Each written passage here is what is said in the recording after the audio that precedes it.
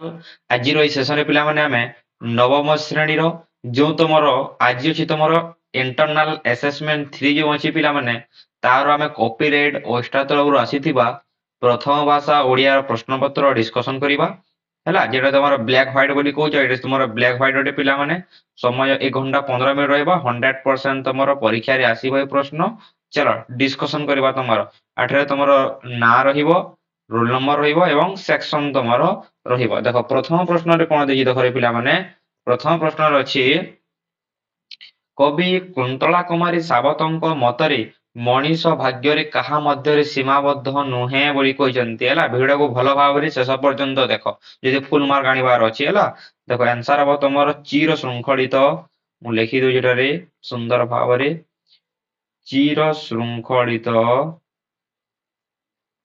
ଲାଞ୍ଛିତ ଚିର ଶୃଙ୍ଖଳିତ ଲାଞ୍ଛିତ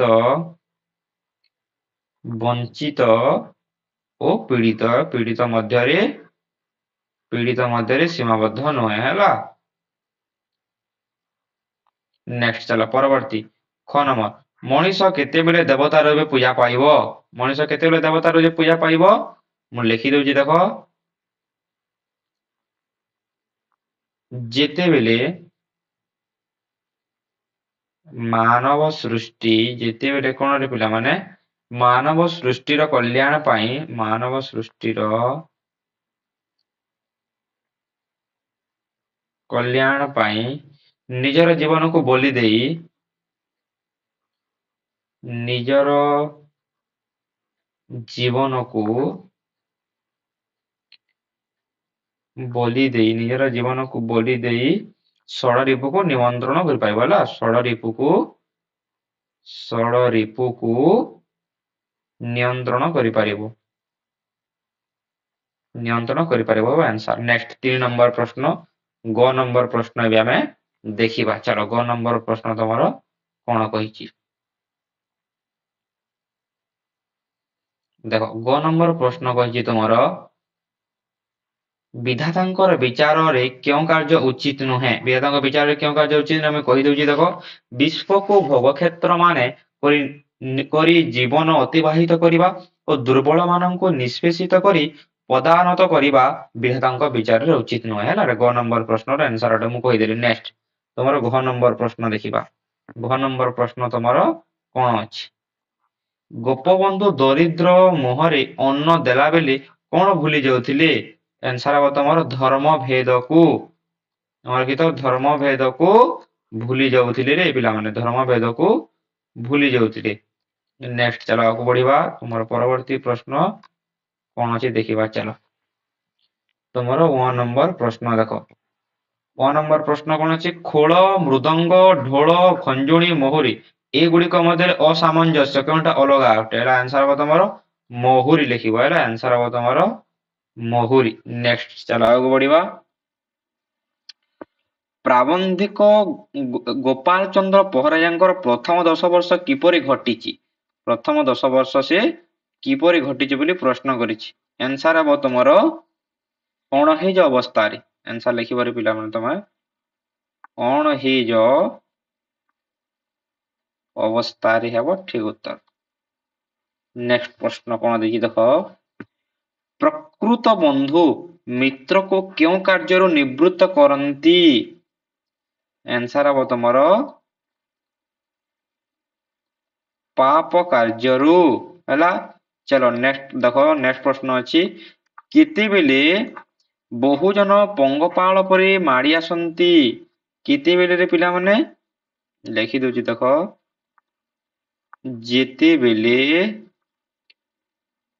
ଯେତେବେଳେ ତୁମେ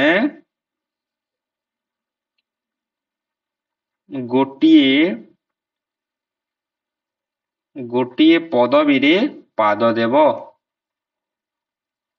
ସେତେବେଳେ ପଙ୍ଗପାଳ ପରି ପାଦ ଦେବରେ ହେଲା ପାଦ ଦେବ ନେକ୍ସଟ ପ୍ରଶ୍ନ ଦେଖ ନରମାଷ୍ଟ୍ରର ବିଶେଷ ଲକ୍ଷଣ କଣ ଥିଲା ନରମାଷ୍ଟ୍ରର ବିଶେଷ ଲକ୍ଷଣ କଣ ଥିଲା ସାମାଜିକ ଶୃଙ୍ଖଳାର ଅଭାବ ହେବ ଆନ୍ସର ହେଲା ସାମାଜିକ ଶୃଙ୍ଖଳାର ଅଭାବ ନେକ୍ସଟ ପ୍ରଶ୍ନ ଆଡ଼କୁ ଏବେ ଆମେ ଯିବା। ଗାନ୍ଧିଜୀ କେଉଁ ପତ୍ରିକାର ନ୍ୟାସୀତତ୍ଵ ଉପସ୍ଥାପନା କରିଥିଲେ? କଣ ହେବ ଏହାର ଆନ୍ସର? ହରିଜନ ହେବ ଠିକ ଆନ୍ସର। ହରିଜନ ପତ୍ରିକା। ଆଗକୁ ଯିବା ପୂର୍ବରୁ ସମସ୍ତ ସାଙ୍ଗମାନଙ୍କୁ ସେୟାର କର, ଚ୍ୟାନେଲଟାକୁ ସବସ୍କ୍ରାଇବ କରିକି ବେଲ ବଟନରେ ଅଲ୍ ପ୍ରେସ୍ କର ଏବଂ ଲାଇକ୍ କର ହେଲା। এই ଭିଡିଓରେ ଟାର୍ଗେଟ ରହୁଛି କେବଳ 1K ଲାଇକ୍ ଟାର୍ଗେଟ କମ୍ପ୍ଲିଟ କର। ନେକ୍ସଟ ପ୍ରଶ୍ନ ଆଡ଼କୁ ଏବେ ଯିବା ହେଲା। ନେକ୍ସଟ ପ୍ରଶ୍ନରେ ତମର କଣ ଦେଇଛି ଦେଖ, ମନ୍ଦିର ଆଖପାଖରୁ ପଣ୍ଡିତ କାହିଁକି ପିଲାମାନଙ୍କୁ ତଡ଼ି ଦେଉଥିଲେ? କାହିଁକି ପିଲାମାନେ? ଆନ୍ସର ହେବ ନିଜ ଲୋକ ହିସାବରେ। ନେକ୍ସଟ କ୍ୱେଶ୍ଚନ ଦେଖ, ନେକ୍ସଟ କ୍ୱେଶ୍ଚନ ତମର କଣ ଦେଇଛି, ମୁଁ ଟିକେ ଜୁମ କରିଦଉଛି। ଦେଖ, ଲକ୍ଷ୍ମୀ କାହିଁକି ପୋଖରୀ ଭିତରକୁ ପଶିଗଲା? ଲକ୍ଷ୍ମୀ କାହିଁକି ପଶିଗଲା? ପଣ୍ଡିତ କବଳ ରକ୍ଷା ପାଇବା ପାଇଁ। ପଣ୍ଡିତ କବଳରୁ ରକ୍ଷା ପାଇବା ପାଇଁ ବା ପଣ୍ଡିତ ପୂଜାରୀ କବଳରୁ ରକ୍ଷା ପାଇବା ପାଇଁ ହେବ। ତାର ନେକ୍ସଟ ଗ ନମ୍ବର ଦେଖିବା ଚାଲ। ବାପାଙ୍କ ପାଇଁ କେଉଁ କେଉଁ ବ୍ୟବସ୍ଥା କରିବା ଲକ୍ଷ୍ମୀ ଠାକୁରଙ୍କୁ କହିଲା? ଆନ୍ସର ହେବ ତମର ଯନ୍ତ୍ର ଚୁଙ୍ଗା, ଏଟା ଯନ୍ତ୍ର ହେଲା, ଯନ୍ତ୍ର ଚୁଙ୍ଗା ଭଳି ଜିନିଷ ଉଠାଇବା ବ୍ୟବସ୍ଥା ପାଇଁ ହେଲା, ଭଳି ଯନ୍ତ୍ର ଚୁଙ୍ଗା ଭଳି ବିଶେଷ ଜିନିଷ ଉଠାଇବା ପାଇଁ।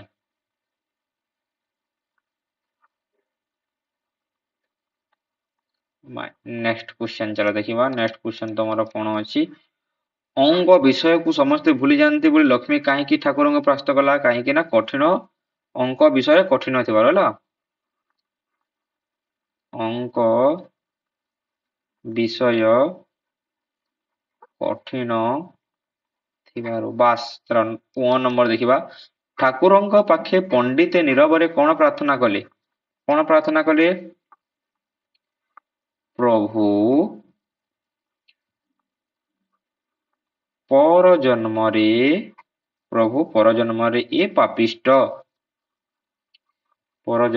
ଏ ପାପିଷ୍ଟ ଯେହ୍ନେ ଶେଷରେ ଅଛି ତାଙ୍କ ବହିର ହେଲା, ଯେହ୍ନେ ଜିହ୍ୱାହୀନ ହୋଇ ଭୂମିଷ୍ଠ ହେଉ।